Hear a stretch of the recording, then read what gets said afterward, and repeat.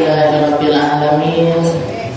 Wassalatu wassalamu ala asyrafil anbiya'i wal mursalin wa ala alihi wa sahbihi ajma'in. Subhanaka la ilma lana illa ma 'allamtana innaka antal alimul hakim. Rabbi shrah li sadri wa yassir li amri wa hlul 'uqdatam min lisani yafqahu qawli. Amma ba'd. Alhamdulillah ala nikmatil Islam.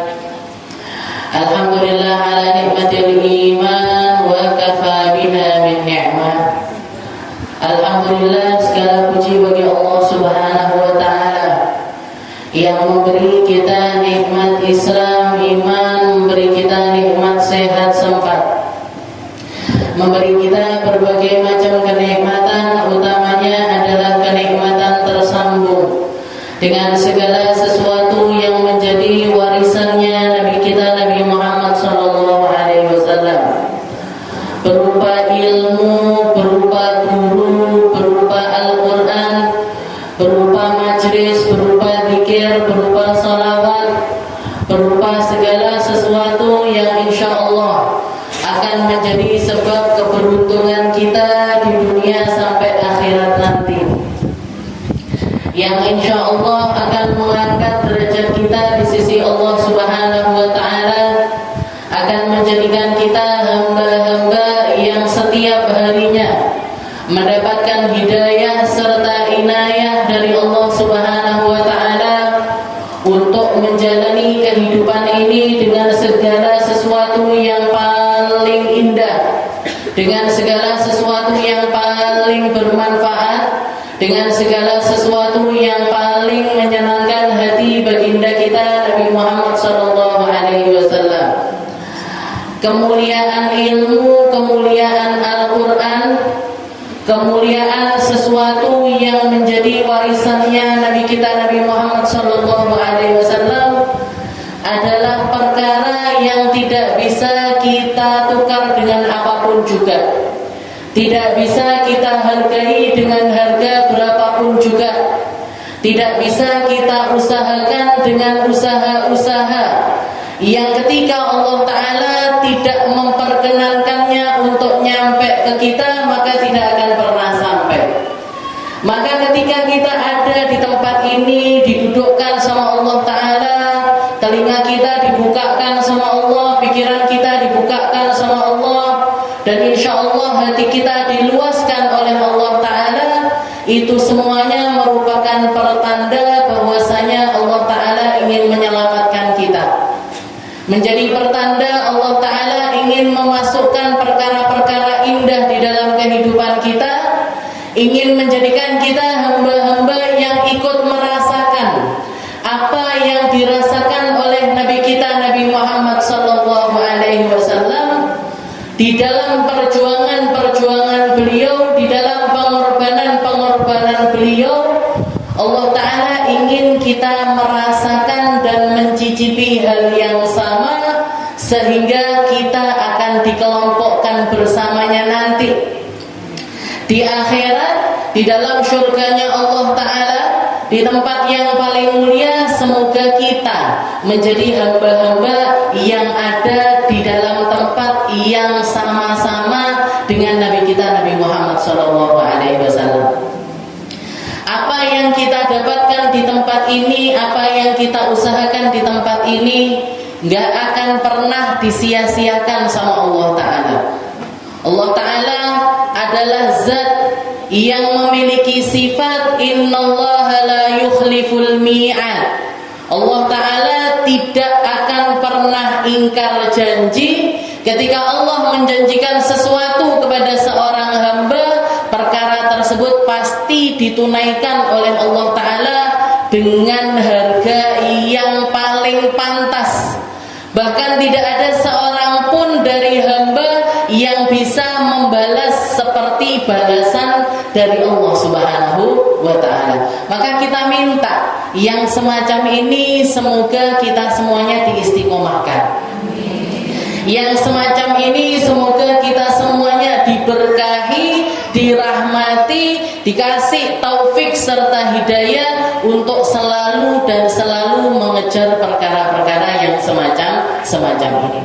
Kita masih ada di dalam firman-firman Allah Ta'ala, dari kisah para nabi-nabinya Allah Ta'ala yang kita bisa petik, yang kita bisa ambil pelajaran, yang bisa kita jadikan bekal untuk mengarungi kehidupan kita. Allah Subhanahu wa Ta'ala mengatakan di dalam Al-Quran, wa idh yarfa'u Ibrahimul qawa'ida minal baiti wa Ismailu Rabbana taqabbal minna innaka antas sami'ul alim Rabbana waj'alna muslimaini laka wa min dhurriyyatina ummatan muslimatan lak wa arina manasikana wa tub 'alaina innaka antat tawwabur rahim. Allah Subhanahu wa Ta'ala menceritakan di dalam Al-Quran ketika Nabi Allah Ibrahim beserta dengan Nabi Allah Ismail mengangkat pondasi-pondasi dari Ka'bah, seraya berdoa meminta kepada Allah Ta'ala, Rabbana taqabbal minna innaka antas sami'ul alim. Ya Allah, terimalah semua usaha kami, terimalah apa yang kami lakukan, terimalah pengorbanan kami, terimalah perjuangan kami. Innaka antas sami'ul alim. Sungguh engkau adalah zat yang maha mendengar serta maha mengetahui. Dari sini kita tahu Nabi Ismail maupun Nabi Allah Ibrahim, di dalam usaha beliau di dalam pembangunan Ka'bah, yang dicari bukan indahnya bangunan, bukan bagusnya bangunan, bukan material termahal ataupun material yang paling indah di masa tersebut, tapi yang dicari dari perjuangannya adalah qabulul amal, diterimanya amalan tersebut. Yang beliau cari dari ibadah, dari perjuangan, bukan banyaknya ibadah ataupun banyaknya nominal ibadah, tapi yang dicari adalah qabulul ibadah, penerimaan dari ibadah tersebut.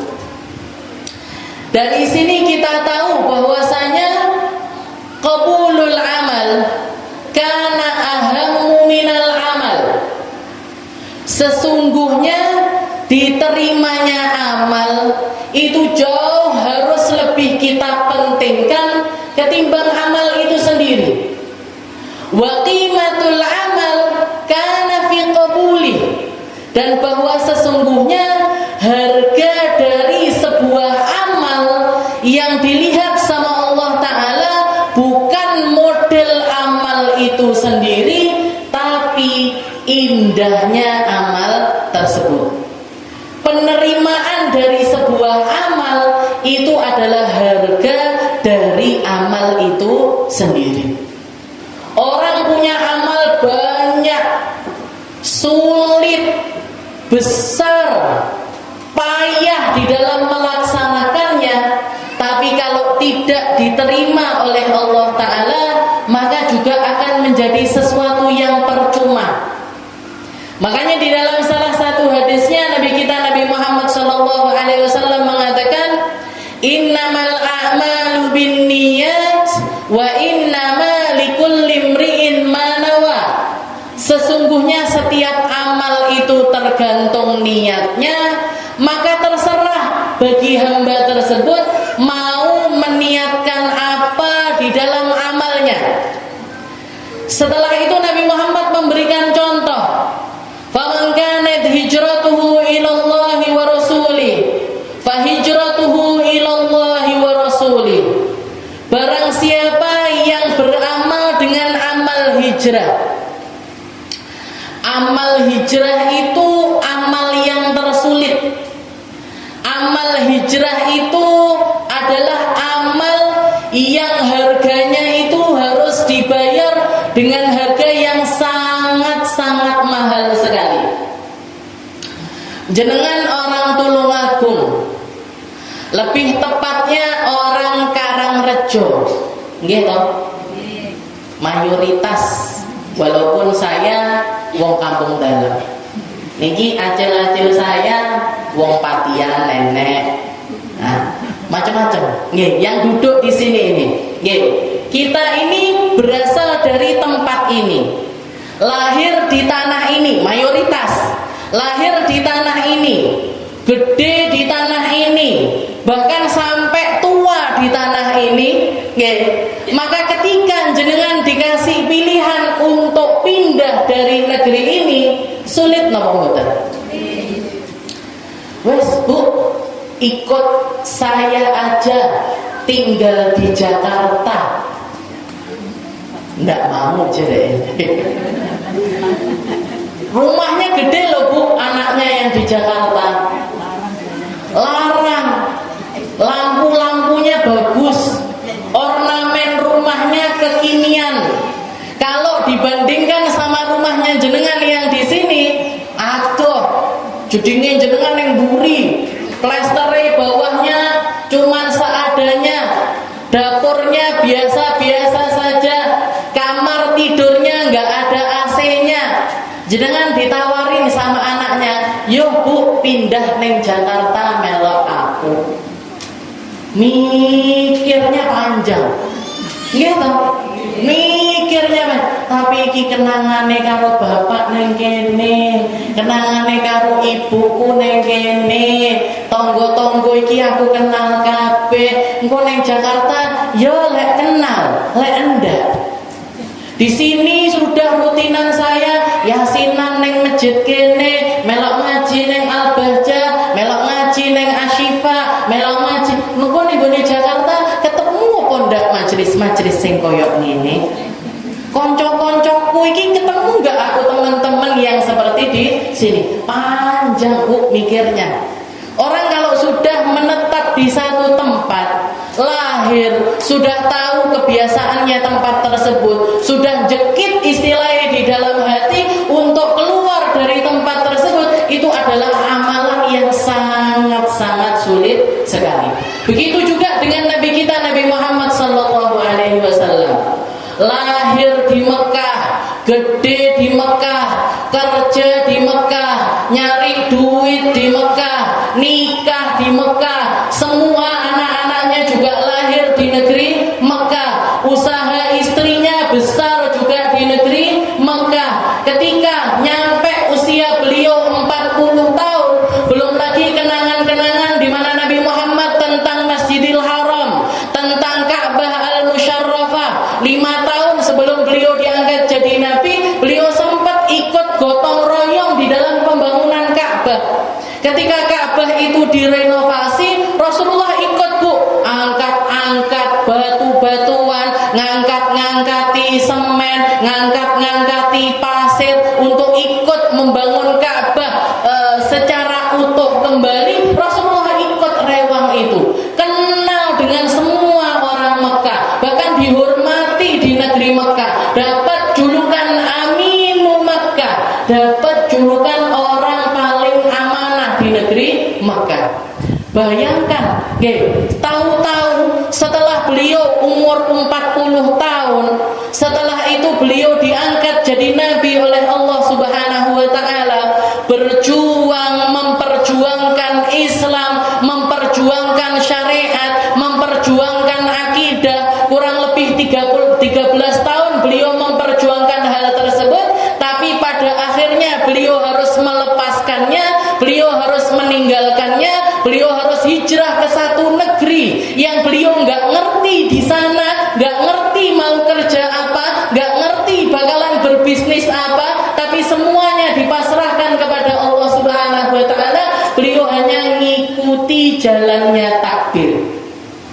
Makanya dikatakan ketika beliau berangkat hijrah bersama dengan Sayyidina Abu Bakar As-Siddiq, beliau sempat berdiri di salah satu bukit yang kota Mekah langsung terlihat semuanya dari tempat tersebut. Berderai air matanya Nabi, nangis Nabi karena berat untuk meninggalkan Mekah, dan beliau mengatakan, "Ya Rabb, laula kana ahluha kharrajuni." Ya Allah, kalau misalkan bukan karena penduduk Mekah ini ingin mengusir aku dari tanah kelahiranku, lama kharajtu, saya nggak akan pernah mau keluar dari negeri Makkah.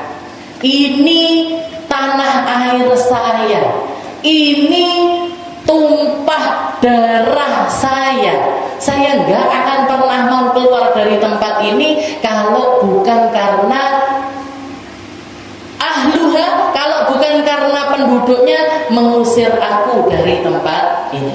Turun firman-Nya Allah Ta'ala yang mengatakan kepada Nabi Muhammad SAW, innalladzi farada 'alaikal Qur'an la radduka ila ma'ad.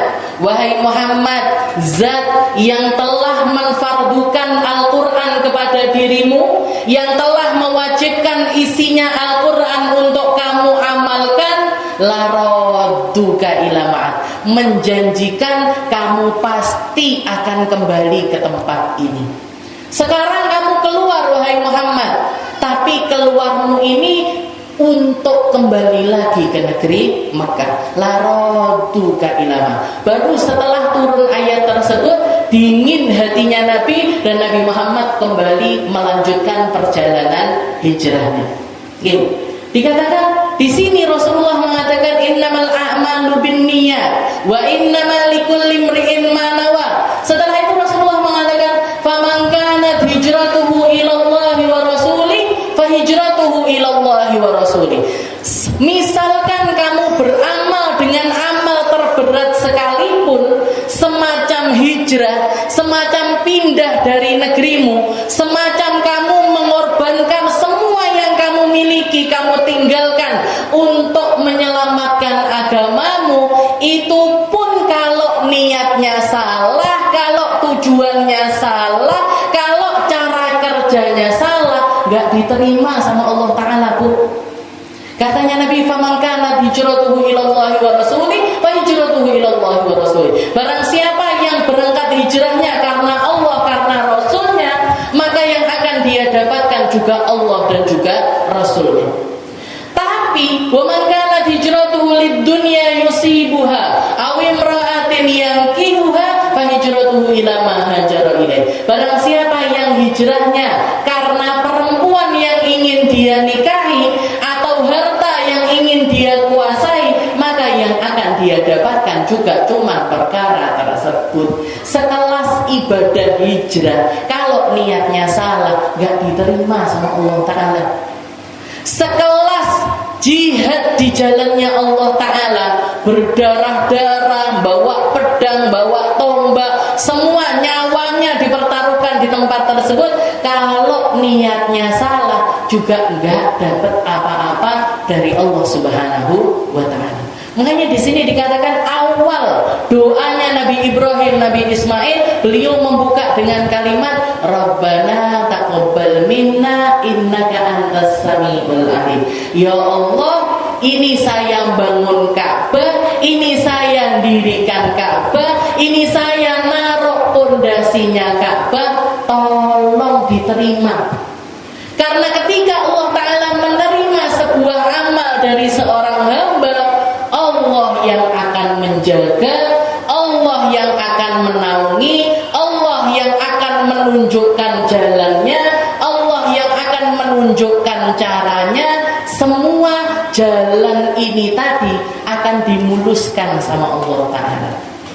Jenengan berangkat ngaji, lek niate nggak bener, kalau nggak ditoto, nggak dapat apa-apa. Kenapa berangkat ke Al-Bahjah? Lirik-lirik anakku mbok menawa ketok.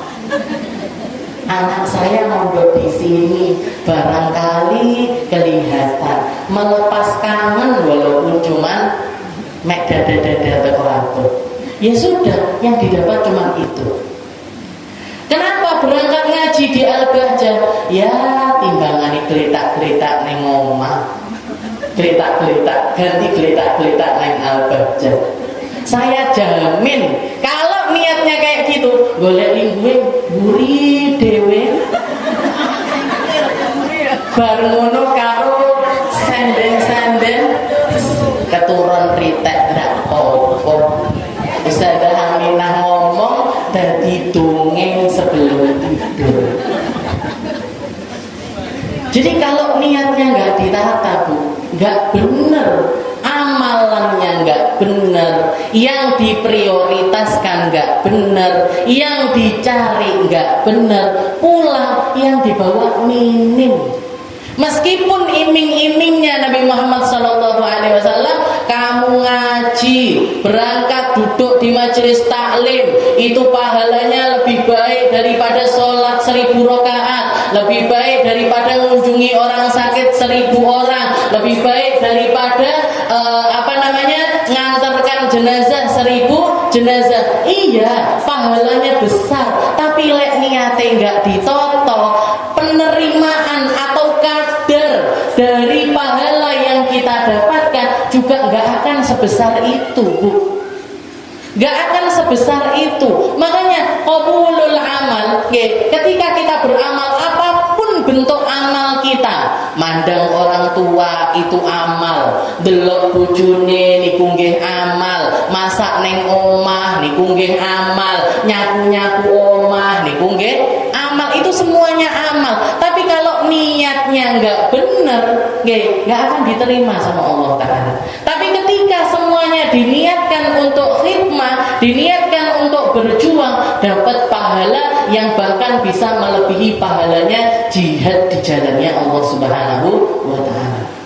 Jadi sekelas jihad di jalannya Allah, kalau niatnya nggak ditoto, tujuannya nggak ditata, bukan lillahi ta'ala, bukan karena Allah Ta'ala, bukan karena Rasulullah Sallallahu Alaihi Wasallam, maka itu juga nggak akan menjadi amal yang diperhitungkan oleh Allah Ta'ala. Tapi ketika amal sedikit, amal kecil, tapi kok lillahi ta'ala, itu nanti kita akan datang di hari kiamat, Allah Ta'ala yang membesarkannya sampai menjadi pahala yang hamba itu nggak ngira kok bisa punya pahala sebesar ini.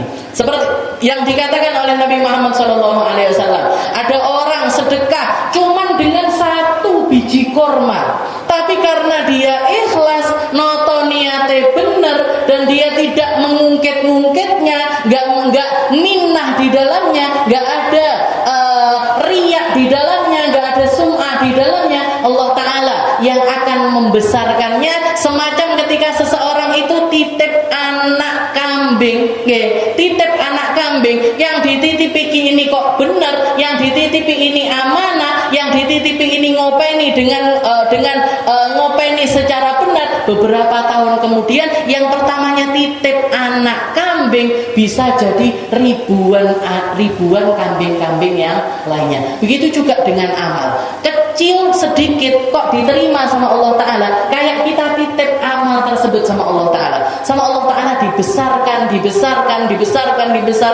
sampai datang hari kiamat, datang ketika kita wafat, kita menemukan amal itu telah berkembang menjadi amal yang sangat banyak sekali. Jadi buka doanya itu dengan kalimat ini, Rabbana taqabbal minna. Setelah itu beliau mengatakan Rabbana. Jadi isi doanya Nabi Ibrahim ketika beliau mengangkat bangunannya Ka'bah, ketika beliau meletakkan pondasinya Ka'bah, isi doanya beliau pertama adalah minta diterima amal tersebut, dan yang kedua beliau minta Rabbana waj'alna muslimaini laka.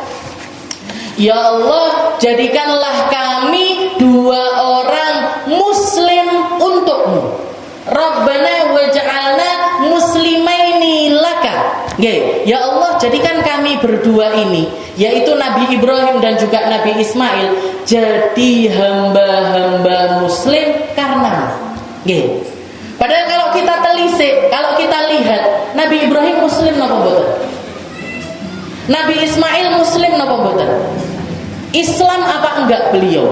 Nerima dengan ajarannya Allah Ta'ala apa enggak? Islam, Bu, dua-duanya. Islam dua-duanya. Tapi di saat tersebut ketika beliau berdoa, maksudnya yang dimaksud sama beliau Rabbana waj'alna muslimaini lak. Ya Allah, jadikan kami ini 2 orang muslim. Maksudnya apa?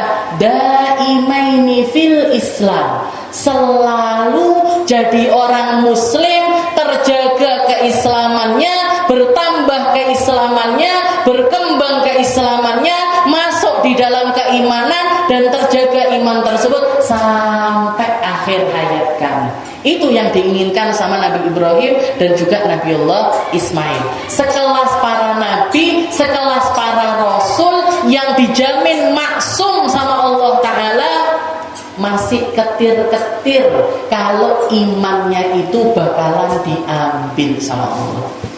Dan itu menjadi kriterianya semua hamba beriman, siapapun dia yang dimuliakan sama Allah Ta'ala, selalu memiliki rasa di dalam hatinya, was-was, aku engkau husnul khotimah opo enggak, saya nanti akhir hayat saya penentu dari alam akhirat saya ini masih dikasih sama Allah Ta'ala, bisa iman sampai akhir apa enggak. Itu menjadi pertanyaan dan juga menjadi pikiran semua hamba beriman. Kalau sampai ada orang dengan keislamannya, aku wes sholat bendino ping 5, mosok ndak husnul khotimah. Saya sudah berjuang di sini, bangun pondok, ngajar manfaat buat umat, sedekah sekian, masa ndak husnul khotimah? Nggak bisa, Bu. Sekelas para nabi, para rasul, mereka itu was-was sampai akhir. Mereka itu takut sampai akhir. Mereka itu selalu minta sama Allah Ta'ala untuk dijaga Islam imannya sama Allah Ta'ala. Sayyidah Aisyah ketika ditanya sama para sahabat, wahai Aisyah, Ummul Mukminin, doa apa yang paling sering dipanjatkan sama Nabi Muhammad SAW? Maka Sayyidah Aisyah menjawab, doa yang paling sering dibaca sama Nabi adalah kalimat Allahumma ya muqallibal qulub tsabbit qalbi ala dinik. Wa ya Allah, zat yang maha membolak-balikkan hati, tetapkan hatiku untuk selalu berada di dalam agamanya Allah Subhanahu wa Ta'ala. Jadi Nabi Muhammad SAW sekalipun, Bu, padahal labelnya paling tinggi, kedudukannya paling tinggi, Habibullah, kekasihnya Allah Ta'ala, orang yang paling paling dekat sama Allah, yang pembawa liwaul hamad, yang memiliki syafaatul udma, yang memiliki pemimpin dari para nabi, pemimpin dari para rasul, itu setiap harinya masih tetap minta sama Allah Ta'ala untuk ditetapkan Islam dan imannya beliau. Jadi gak ada satu orang pun dari para nabi, para rasul kecuali minta dijaga iman Islamnya sama Allah Subhanahu wa Ta'ala. Allahumma ya muqallibal qulub tsabbit qalbi ala dinik. Ini harus jadi wirid harian. Ini harus jadi wiridnya kita semuanya. Terutamanya para ulama mengajarkan paling tidak kita membacanya setiap sholat atau setiap akhir dari sholat kita. Makanya banyak ulama yang ngajarin baca doa ini kapan? Setiap kali selesai tahiyat akhir.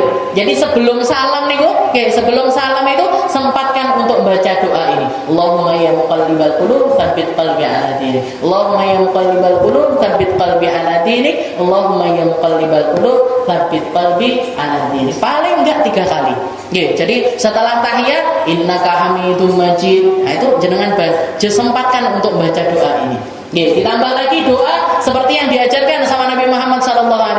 Allahumma inni a'udzubika min adabil qabri wa min adabin nar wa min fitnatil mahya wal mamat wa min fitnatil masihid dajjal. Nah, ini doa minta perlindungan dari 4 perkara ini, karena 4 perkara ini adalah fitnah terbesar yang mau nggak mau manusia ini harus menghadapinya. Mau nggak mau setiap dari kita harus ngadepi fitnah-fitnah ini. Nggak ada satupun orang yang luput dari fitnah tersebut. 4. Allahumma inni a'udzubika min adzabil qabr.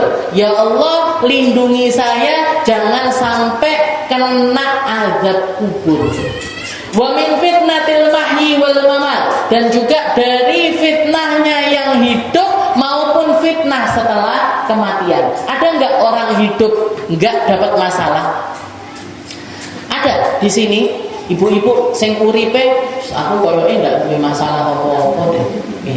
Anak apik-apik kabeh, duwe sehat awake, aku nggak melit ning enggak ada kayaknya. Semua orang dikasih fitnahnya masing-masing. Semua orang dikasih ujiannya masing-masing sama Allah Ta'ala. Allahumma inni a'udzubika min adzabil qabr wa min adzabil Allahumma inni a'udzubika min adzabil qabr wa min fitnatil mahyi wal mamat wa min fitnatil masihid dajjal. Jadi minta dilindungi dari kubur, minta dilindungi dari neraka, minta dilindungi dari fitnahnya yang mati ataupun yang hidup, dan yang terakhir wa min fitnatil masihid dajjal, dari fitnahnya dajjal. Nanti di akhir zaman bakalan keluar. Jadi dikatakan ini doanya para nabi, doanya para rasul. Rabbana waj'alna muslimaini laka wa min dzurriyyatina. Termasuk juga yang diminta. Jadi doa pertama minta qabulud doa. Yang kedua minta agar dirinya ditetapkan Islam, iman sama Allah Ta'ala, pribadinya. Tapi disertakan juga wa min dzurriyyatina. Rabbana waj'alna muslimaini laka wa min dzurriyyatina. Ya Allah, tetapkan Islam iman kami, tetapkan juga Islam imannya para dzurriyyah kami. Ihtimamuhu bidzurriyyah. Orang normal atau normalnya manusia itu senenge dhewe, pengen juga seneng itu nular ke anaknya. Islamnya diri pengen juga anak-anaknya itu ada di dalam Islam yang benar. Jenengan jadi orang ahli sholat, pengen ndak anak-anaknya jadi ahli sholat juga? Jenengan rajin budal majelis, pengen nggak anak-anaknya jadi ahli majelis juga? Nggih toh? Pengen. Semua dari kita akan menginginkan kebaikan, bahkan pengen kebaikan yang lebih untuk anak-anak kita. Nggih. Rabbana waj'alna muslimaini laka wa min dzurriyyatina ummatan muslimatan lak. Nggih. Jadi katanya Nabi Ibrahim, Nabi Ismail, ya Allah, saya orang Islam, orang iman. Jadikan kami tetap Islam iman, begitu juga dengan anak cucu kami, keturunan kami. Dan dikatakan dari sirnya doa ini, dari sirnya doanya Sayyidina Ibrahim dan juga Sayyidina Ismail, itu Allah Ta'ala memberikan berkah di dalam doa tersebut, dan Allah Ta'ala berkenan untuk Nabi Muhammad SAW, manusia yang terbaik, Rasul yang terbaik, Nabi yang terbaik, menjadi salah satu dari dzurriyyahnya Nabi Allah Ismail. Seperti yang kita tahu, Nabi Ibrahim itu punya anak 2 orang nabi semuanya. Satu Nabi Ismail yang lahir dari Siti Sarah, yang lahir dari Siti Hajar. Satu lagi Nabi Allah Ishak yang lahir dari Siti Sarah. Dari Sayyidah Sarah, dari istri pertamanya Nabi Allah Ibrahim. Dua-duanya nabi. Dua-duanya diangkat sama Allah Ta'ala menjadi nabi, menjadi rasul. Dan pada saat itu dikatakan karena Nabi Ibrahimnya masih ada, Allah Ta'ala ini berkenan kalau misalkan cahayanya Nabi Muhammad SAW ini nanti akan pastinya melewati Nabi Ibrahim, tapi entah bisa jadi yang Rasulullah ini nanti akan keluar dari dzurriyyahnya Nabi Ismail atau keluar dari dzurriyyahnya Nabi Allah Ishak. Tapi karena yang paling banyak dicoba sama Allah Ta'ala dan sabar di dalam cobaan tersebut, perjuangannya lebih besar dibandingkan yang lainnya, maka Allah Ta'ala menakdirkan kalau Nabi Muhammad ini pada akhirnya keluar dari dzurriyyahnya Nabiullah Ismail. Termasuk berkahnya doa ini tadi, karena Nabi Ismail yang bantuin abahnya bangun Ka'bah, bukan Nabiullah Ishak, maka di sini juga Nabi Ismail ikut berdoa mendoakan agar anak cucunya ini menjadi orang-orang yang terjaga Islam dan juga imannya. Jadi Rabbana waj'alna muslimin laka wa min dzurriyyatina. Makanya lek donga, kalau kita doa jangan cuma doa untuk diri kita, tapi doakan terus-menerus untuk anak-anak kita. Walaupun setiap manusia itu nggak punya kuasa untuk menjadikan anak-anaknya itu seperti apa. Semua orang tua pasti mendidik anaknya dengan pendidikan yang terbaik. Mondok nih anak ini guni pondok sing api, adil di dalam pendidikannya, semuanya dikasih makanan yang halal semuanya, dikasih pendidikan yang baik semuanya. Tapi termasuk dari rahasianya Allah Ta'ala, kadang-kadang gak semua anak itu bisa kita handle sebagaimana keinginannya kita. Pengennya kabeh anak-anaknya dadi wong apik, pengennya kabeh anak-anaknya ahli sholat, pengennya semua anak-anaknya itu menjadi orang-orang yang bertakwa kepada Allah Ta'ala. Tapi kalau sudah Allah Ta'ala menakdirkan enggak bisa, Bu. Sekelas Nabiullah Nuh, Nabiullah Nuh, nabi, seorang nabi, seorang rasul, dakwahnya 900 lebihan tahun di dalam mendakwahkan agamanya Allah Subhanahu wa Ta'ala. Ujiannya di mana? Ujiannya di anaknya. Ketika beliau selamat di atas kapal bersama dengan semua rombongan orang-orang muslim, beliau melihat anaknya ini tadi ditenggelamkan sama air. Ketika diajak naik sama Nabiullah Nuh, ya bunayya rkab ma'ana, wahai putraku ayo naik ke atas kapal bersama aku, karena hari ini gak akan ada yang bisa menyelamatkan kecuali orang-orang yang diselamatkan sama Allah Ta'ala. Jawabannya anaknya apa? Enggak ya, aku tak naik ke atas gunung yang tinggi saja, aku pasti bakalan selamat kalau naik ke atas gunung. Nolak ajakannya Nabiullah Nuh. Kenapa? Karena Allah Ta'ala gak berkenan anaknya menjadi orang yang sama dengan apa yang dilakukan oleh orang tua mereka. Tapi istilahnya, nah ini takdirnya Allah Ta'ala. Ini kuasanya Allah Ta'ala untuk menunjukkan kalau kita ini hamba yang lemah, kalau kita ini gak punya kuasa apa-apa untuk ngontrol apapun, untuk ngontrol siapapun. Yang kita miliki hanya usaha-usaha, mengusahakan yang terbaik. Tapi ketika kita sudah mengusahakan yang terbaik, tidak ada sesuatu yang akan Allah Ta'ala tidak akan memintakan pertanggungjawaban atas diri hamba tersebut. Nabiullah Nuh sudah mengusahakan semuanya, bahkan sampai di akhir, sampai di waktu yang paling genting, anaknya diajak untuk naik ke atas kapal, tapi anaknya yang menolak hal tersebut. Sebagai pembelajaran untuk Nabiullah Nuh, juga untuk semua manusia sampai akhir zaman, bahwasanya kita ini makhluk lemah, kita ini gak punya kuasa apa-apa di hadapan kekuasaannya Allah Subhanahu wa Ta'ala. Walakinnal insan la yaqul illa khairan. Tapi manusia gak boleh ngomong kecuali sesuatu yang baik, gak boleh minta kecuali sesuatu yang baik. Gak terus wes anakku yo wes enek sing apik, enek sing elek, sing apik muga tak anggap anak, sing elek gak tak anggap anak. Gak bisa, Bu. Sampai kapanpun anak kita akan tetap menjadi anak kita, keturunan kita akan tetap menjadi keturunan kita, keturunannya Nabiullah Nuh tetap akan bersemat menjadi keturunannya Nabiullah Nuh. Tapi untuk iman atau tidaknya seseorang itu 100% ada di dalam takdirnya Allah Subhanahu wa Ta'ala. Makanya Sayyidina Umar bin Abdul Aziz, salah satu khalifahnya umat Islam yang paling adil di masa beliau, beliau mengatakan ketika di akhir usianya, ketika menjelang meninggal dunia, ditanya sama orang-orang, wahai Amirul Mukminin, wahai pemimpinnya orang-orang mukmin, ama tara lakum li auladikum syai'an, apa jenengan ini enggak pengen wasiat kepada anak-anakmu, enggak pengen natakne anak-anakmu, enggak pengen memodali mereka dengan harta-hartamu, kenapa kok semuanya disedekahkan di jalan Allah Subhanahu wa ta'ala.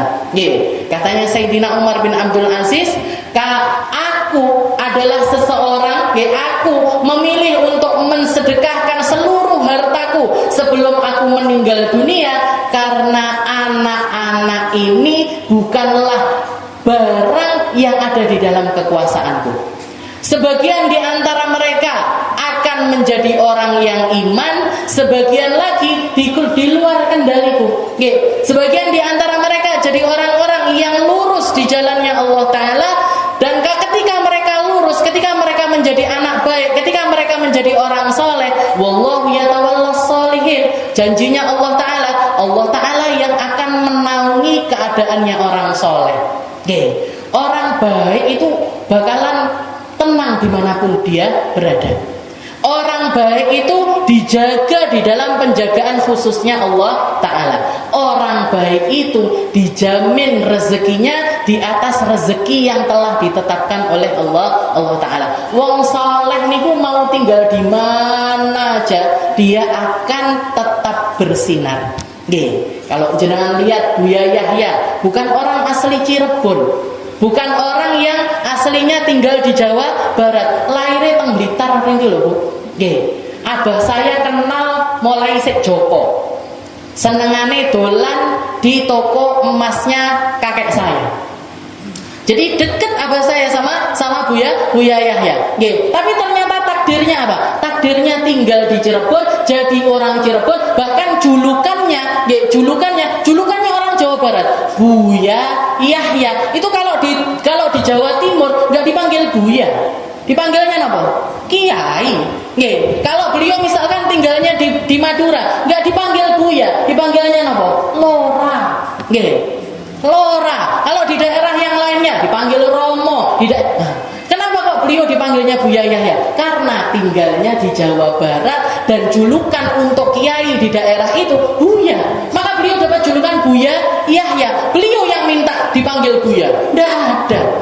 Beliau yang minta dipanggil dengan julukan ini, enggak ada. Tapi karena beliau ini orang soleh, tumus kesalehannya, keterbukti kesalehannya, orang-orang menjadikan beliau menjadi orang yang semacam itu. Ini janjinya Allah. Wallahu yatawallas sholihin. Orang soleh itu mau dincep nenengan dia bakalan jadi permata. Katanya Sayyidina Umar bin Abdul Aziz, kalau anak-anakku jadi anak-anak yang soleh, saya nggak perlu ninggalkan harta untuk mereka sekalipun, saya nggak perlu natakne rumah untuk mereka sekalipun, saya nggak perlu membuat apapun untuk masa depannya mereka sekalipun, Allah Ta'ala yang akan mencukupi keadaan mereka. Wa in kana ghairu dzalik, tapi kalau misalkan anakku jadi anak-anak yang nggak soleh, kalau misalkan anak-anakku nggak jadi anak soleh, ketika aku ninggalkan harta untuk mereka, itu hanya akan menjadi penyambung maksiatnya mereka. Itu hanya akan menjadi modalnya mereka untuk lebih dimurkai oleh Allah Subhanahu wa Ta'ala. Jadi mending apa? Mending gak tak kei apa-apa. Sing soleh ndak usah tak tinggali, sing nggak soleh juga nggak tak tinggali. Semuanya saya sedekahkan untuk jadi amal jariah diri saya sendiri. Itu prinsipnya Sayyidina Umar bin Abdul Aziz. Jadi menjelang wafatnya nggak ninggalkan apa-apa untuk anak-anaknya. Begitu juga dengan Sayyidina Abdullah bin Mas'ud, sahabatnya Nabi Muhammad SAW. Beliau menjelang meninggal punya anak-anak perempuan-perempuan. Punya anak-anak perempuan-perempuan. Ditanya sama orang-orang, wahai Abdullah bin Mas'ud, apa yang kamu tinggalkan untuk natakne putri-putrimu ini tadi? Kamu siapkan rumahkah untuk mereka? Kamu siapkan pekerjaankah untuk mereka? Atau kamu siapkan apa yang kamu siapkan untuk anak-anakmu? Katanya Sayyidina Abdullah bin Mas'ud, saya gak khawatir untuk meninggalkan mereka. Fa inni taraktu lahum, karena aku telah meninggalkan untuk putri-putriku kanzun la yafna, sebuah simpanan yang gak akan pernah habis. Apa itu saya sudah ngajarin mereka semuanya untuk istiqomah baca surat Al-Waqiah setiap harinya. Okay. Dan saya dengar dengan telinga saya sendiri Nabi Muhammad SAW mengatakan, "Man qara'a surat Al-Waqiah," barang siapa yang baca surat Al-Waqiah setiap harinya, dia dijaga sama Allah Ta'ala minal faqah wa minal faqr, dari kekurangan ataupun juga kefakiran. Gak akan jadi orang fakir, gak akan jadi orang yang gak memiliki, gak akan sampai minta-minta sama siapapun, itu gak akan.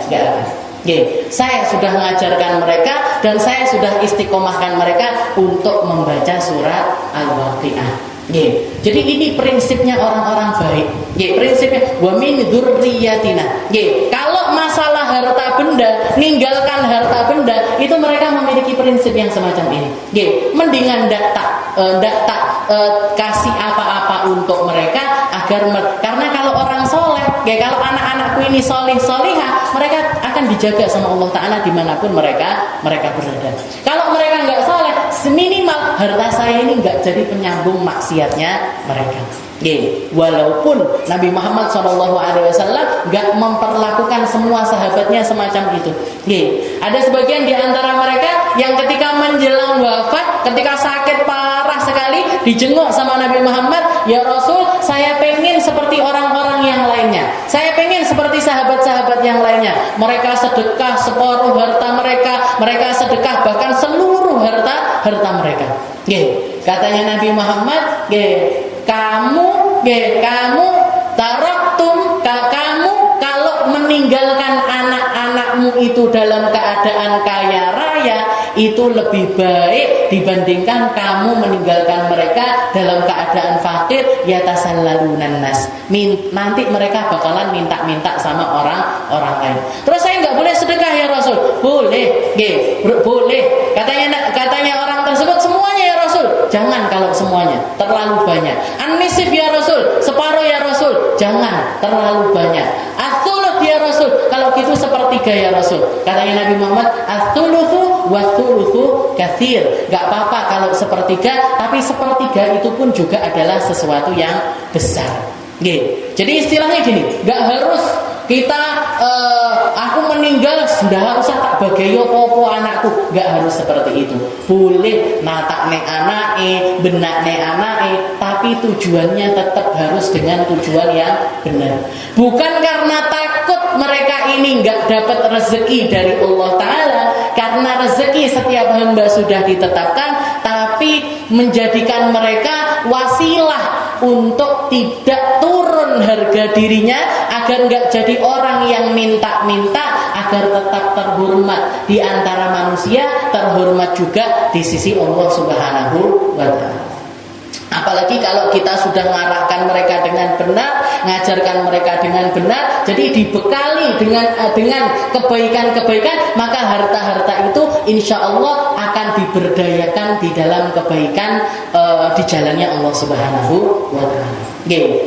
Jadi istilahnya gini, ketika kita memberikan warisan atau memberikan tinggalan kepada anak-anak kita, ketika kita memberikan tinggalan kepada mereka, bukan karena gak percaya sama rezekinya Allah, tapi karena kita ingin menjadikan mereka ini anak-anak yang gak kaget ketika ditinggal oleh orang tua. Nah itu di zaman Rasulullah SAW, Rasulullah pernah memperlakukan salah satu sahabat dengan cara yang semacam itu. Dan masih banyak lagi doa yang diajarkan di dalam Al-Quran, yang di situ poinnya bukan cuma doa untuk diri sendiri, tapi juga untuk anak-anak kita. Rabbana hablana min azwajina wa dzurriyyatina qurrata a'yun. Ya Allah, jadikan di antara pasangan kami dan juga anak-anak kami orang-orang, jadikan mereka semuanya anak-anak yang menyejukkan hati orang tuanya. Sing berbakti sama orang tuanya, yang baik sama orang tua. Ini doa-doa yang diajarkan sama Allah Ta'ala di dalam Al-Quran. Waslih li fi dzurriyyati. Ketika minta dibenerin, ya Allah, benahilah anak cucu kami. Ini doanya para nabi, doanya para rasul. Rabbana waj'alna muslimin laka wa min dzurriyyatina ummatan wa arina manasikana wa tub alaina. Setelah itu di akhir, di dalam ayat ini tadi, di akhir Nabi Ibrahim, Nabi Ismail minta sama Allah Ta'ala, wa arina manasikana. Ya Allah, tunjukkan kami cara beribadah kami. Kami bangun Ka'bah ini ya Allah. Ka'bah tak bangun, saya yang bangun, yang membangun. Tapi caranya beribadah di Ka'bah ini sendiri kita nggak tahu. Maka fa'arina manasikana. Maka ajarin kami gimana caranya nanti untuk beribadah. Makanya setelah itu, setelah bangunannya jadi, Nabi Ibrahim, Nabi Ismail diajarin sama Allah Ta'ala caranya tawaf, diajarin caranya sa'i, diajarin caranya lempar jumroh, yang semuanya menjadi manasiknya haji dan juga umroh. Semuanya menjadi haji umroh ini kan ibadah yang nggak seperti ibadah-ibadah yang lainnya. Sholat duwe cara dewi, poso duwe cara dewi, zakat punya cara sendiri, haji umroh kan juga punya caranya sendiri. Dan ini kaitannya selalu dengan Ka'bah. Ini hanya bisa dilakukan di negeri Mekah. Kalau ibadah yang lainnya di mana-mana jenengan bisa. Zakat di sini bisa, di sana bisa. Puasa jenengan lagi di Indonesia, ya poso. Jenengan lagi pergi ke Sumatera, ya mangga wajib poso. Jenengan semua di semua tempat bisa. Tapi kalau untuk haji umroh bisa ndak dilakukan di Tulungagung? Aku tak haji tapi ning kene ae. Gawe Ka'bah-Ka'bahan diteri dewi, tawaf, sa'i, habis itu tahallul. Meskipun misalkan di sini ada masjid yang persis seperti Masjidil Haram, bangunan Ka'bah yang persis seperti Ka'bah, tempat sa'i yang persis seperti tempat sa'i yang ada di Mekah, tetap nggak dianggap sah kalau kita melakukannya di sini. Jadi ini ada, jadi ibadah haji umrah, nah itu kaitannya besar sama perjuangannya Nabi Allah Ibrahim dan juga Nabi Allah Ismail. Makanya beliau minta di sini, wa arina manasikana. Ya Allah, ajarkan kami gimana caranya manasikul hajj. Gimana bahkan penyebutannya pun sendiri. Rasulullah SAW juga mengatakan khudhu anni manasikakum. Ketika mau berangkat haji, beliau cuma berpesan kepada para sahabat sama orang-orang yang ikut berangkat haji, khudhu anni manasikakum. Ambil dari aku tentang manasik ibadah hajimu. Berarti apa? Persis seperti sholat. Katanya Nabi, "Shollu kama ra'aitumuni usolli." Sholatlah kamu seperti kamu melihat saya sholat. Sholat mulai dari takbir, Fatihah, ruku', i'tidal, sujud sampai salam. Nah itu sholatnya Nabi Muhammad SAW. Haji umrah pun begitu. Para sahabat cuma melihat, oh Rasulullah tawaf, melok tawaf. Rasulullah sa'i, melok sa'i. Rasulullah tahallul, ikut tahallul. Rasulullah berangkat ke Mina, ikut ke Mina. Rasulullah berangkat ke Musdalifah, berangkat ke Musdalifah. Rasulullah berangkat ke Mina lagi, ikut ke Mina. Rasulullah berangkat melempari jumrah, wusta, kubra, ikut semuanya. Habis itu tawaf ifadah dan lain sebagainya. Khudhu anni manasika. Ini dari tumusnya doanya Nabi Allah Ibrahim dan juga Nabi Allah wa arina manasikana. Tunjukkan kami caranya ibadah. Pendapatnya ulama yang lain mengatakan yang dimaksud arina manasikana, arina manasikana. Ya Allah, kami bangun Ka'bah.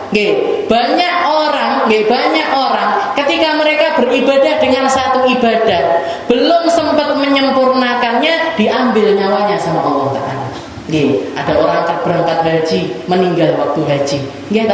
Ada orang berangkat umroh meninggal ketika umroh. Ada orang ibadah bangun masjid, pengennya ya ngrasakne salat nang masjid, ndelok masjide rame, ndelok masjide diberdayakan di dalam kebaikan-kebaikan dan lain sebagainya, tapi ternyata umurnya keduluan dibandingkan bangunannya. Banyak orang kejadian yang semacam itu. Maka termasuk yang diminta sama Nabi Ibrahim, Nabi Allah Ismail, ya Allah kami bangun Ka'bah. Saya minta tolong panjangkan umur saya sampai bangunannya ini selesai, sampai orang-orang ibadah di sini, sampai saya ngelihat wufuduka, tamu-tamunya Allah Ta'ala berdatangan untuk memberdayakan tempat ini untuk menjadi tempat ibadah hanya kepadamu. Jadi selain minta disempurnakan ibadahnya beliau berdua, minta juga dipanjangkan umurnya untuk bisa melihat Ka'bah itu diibadahi sama manusia yang banyak. Wa arina manasikana wa tub alaina innaka antat tawwabur rahim. Dan setelah itu beliau nutup dengan kalimat, ya Allah, sesempurna apapun kami berusaha, sebaik apapun kami memperjuangkan, seindah apapun cara kami di dalam perjuangan tersebut, tapi mesti panggah nenek salah. Padahal ini Nabi yang maksum, yang dijaga sama Allah Ta'ala dari dosa, tapi tetap minta biar diampuni, diterima tobatnya sama Allah Ta'ala. Nah, karena kita tahu setiap dari kita ketika beramal mesti enek kurangnya di situ. Sholat, gak ada orang sholat dari awal sampai akhir khusyuk terus, juara widik, bahkan luangka. Orang sholat dari awal sampai akhir khusyuk itu sulit sekali. Orang ngaji dari awal sampai akhir khusyuk itu nggih angel ya.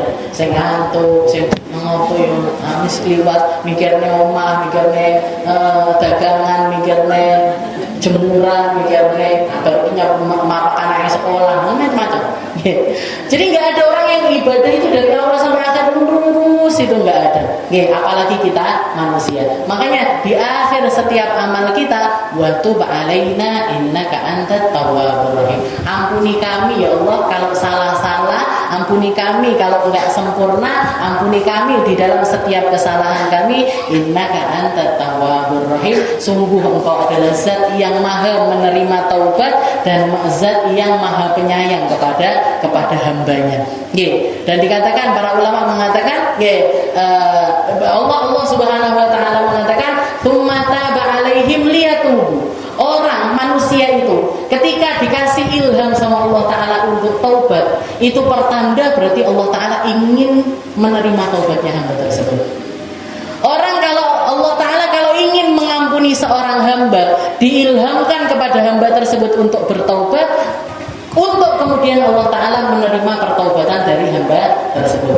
Makanya orang-orang yang ingin dibalik keadaannya menjadi baik sama Allah Ta'ala, ilham pertama yang diberikan kepada orang tersebut disadarkan, dingertikan, difahamkan, sehingga dia bisa bertaubat, sehingga dia lepas dari maksiat tersebut, sehingga dia keluar dari kesalahan tersebut dan terus-terusan minta ampun kepada Allah Ta'ala. Kenapa kok dia ditakdirkan untuk minta ampun? Karena Allah Ta'ala pengen ngampuni hamba tersebut. Tsumma taba alaihim liyatubu. Mungkin kita semuanya jadikan hamba yang selalu bertaubat kepada Allah Ta'ala, dijadikan hamba yang selalu berdoa kepada Allah Ta'ala, dijaga kita, dijaga anak-anak kita, dijaga cucu-cucu kita, dijaga para keturunan-keturunan kita, agar semuanya menjadi anak-anak yang soleh, solihah, menjadi qurrata ainin lana wa li abaina, menjadi penyejuk mata hati kita, menjadi penyejuk mata hati orang tua-tua kita, menjadi penyejuk hati para leluhur-leluhur kita, sehingga kita dan mereka semuanya dikumpulkan nantinya sama Allah Ta'ala di tempat yang terbaik. Dan mugi-mugi kita, orang tua kita, anak cucu kita, semua orang-orang yang kita sayangi dirahmati selalu oleh Allah Ta'ala,